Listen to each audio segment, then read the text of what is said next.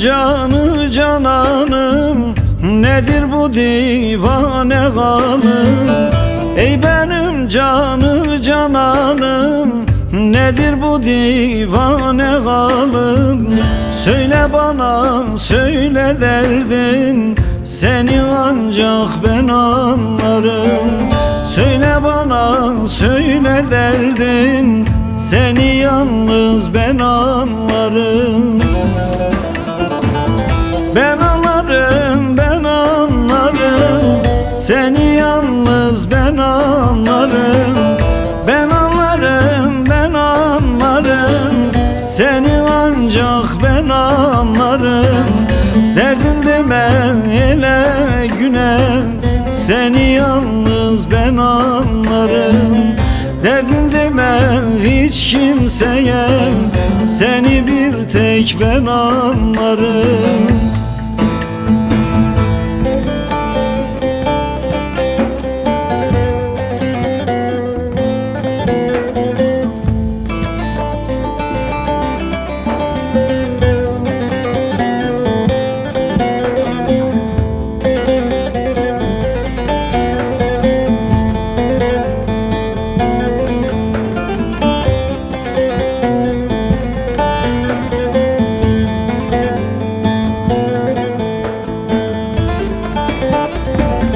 Gel yıkma gönül bendini, ateşe atma kendini.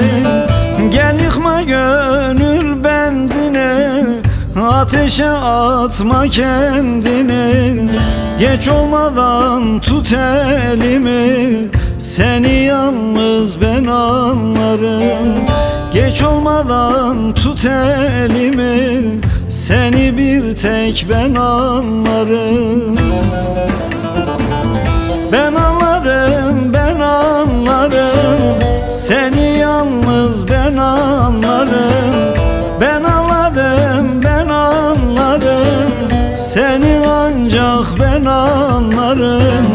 Derdin deme ele güne, seni yalnız ben anlarım. Derdin deme hiç kimseye, seni bir tek ben anlarım.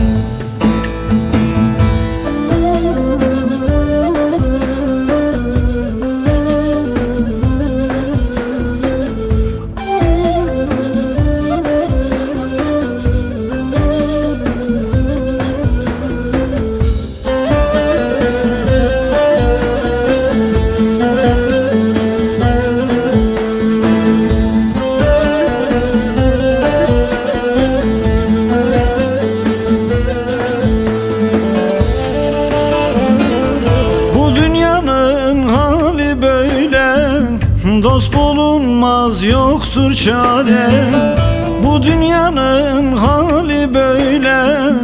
Dost bulunmaz yoktur çare, ezeliyim gel eyleme, seni yalnız ben anlarım. Ezeliyim gel eyleme, seni bir tek ben anlarım. Ben anlarım, ben anlarım, seni yalnız ben anlarım. Ben anlarım, ben anlarım, seni ancak ben anlarım. Derdin deme ele güne, seni yalnız ben anlarım. Derdin deme hiç kimseye, seni bir tek ben anlarım.